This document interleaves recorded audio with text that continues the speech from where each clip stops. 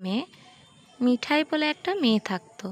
সে হঠাৎ কি কৌতূহলবশত মনে হলো যে আমাদের গ্রামে এই কুয়ো তো আছে, কেউ জল নেয় না কেন, দেখি তো গিয়ে কুয়োতে কি আছে। হঠাৎ সে দেখতে পায় একটা ভূত বেরিয়ে আসে আর সে পড়ে যায়। ভূতটা তার উপরে দিয়ে চলে যায় আর সে উঠে দেখে যে কোনো কিছুই নেই। সে ভাবে যে হঠাৎ আমার কি হলো, দেখি তো সত্যি কি ভূত দেখেছি কিনা। আবার সামনে সেই ভূত এসে হাজির হয়। ভূত বলে ওঠে, কী রে, এখানে কি করতে এসছিস তুই, আমাকে মারতে? তারপরে ভয়ে মিঠু পালাতে লাগে। পালাতে পালাতে সে দেখতে পায় যে হঠাৎ করে যেন সন্ধে নেমে আসছে সেই জায়গায়।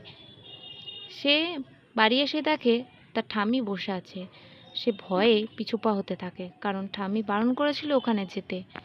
ঠাম্মি বলে, কিছু বলবো না, এসে বল কি হয়েছে। তখন মিঠু সব আস্তে আস্তে বলতে শুরু করে। আসলে মিঠাইয়ের ডাক নাম মিঠু।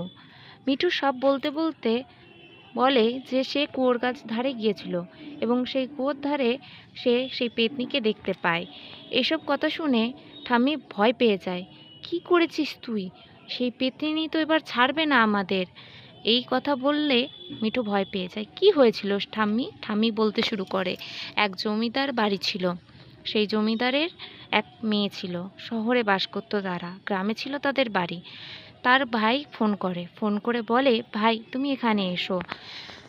ভাই ভাবে যে আমি কি করে যাই, অবশ্য গ্রামে সম্পত্তি আছে অনেক, গেলেও মন্দ না।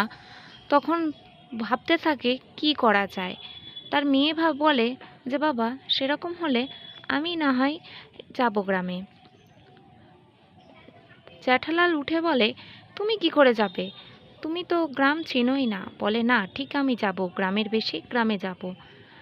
তাই হয়। মেয়ে তিন্নি রামু কাকার সাথে বাড়িতে যায়। সে বাড়িতে আস্তে আস্তে যাওয়ার সময় ভাবছিল সে কবে বাড়ি যাবে সেটা তো ভেবেই আসেনি। আর রামু কাকা ভাবছিল, আমি তো ভেবেছিলাম যে বাপকে মারবো, কিন্তু এ তো মেয়েও এসে হাজির, এখন আমি করবোটা কি?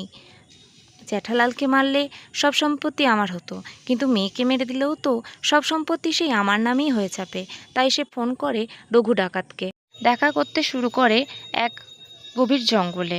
সেখানে এক মাঠে বসে বসে তারা প্ল্যান করে, ছুরি দিয়ে আঘাত করবে নাকি বাড়ির পাশের কুয়োতে ফেলে দেবে, কি করে বলবে।